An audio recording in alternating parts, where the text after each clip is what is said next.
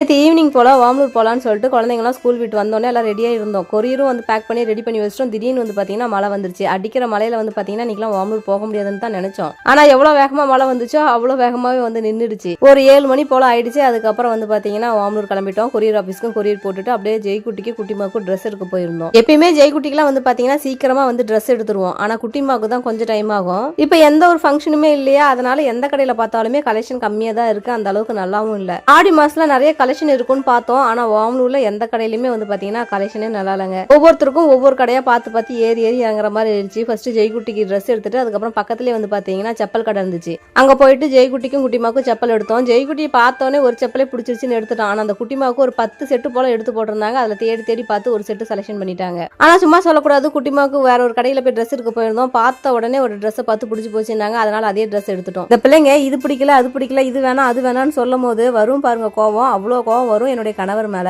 எந்த கடைக்கு போனாலும் வெளியே நின்னுக்கிறது. அந்த பிள்ளைங்க கிட்ட நம்மள மாட்டி விட்டுருவாரு. அந்த பிள்ளைங்களை கன்வின்ஸ் பண்றதுக்குள்ளே போதும் ஆயிடும்.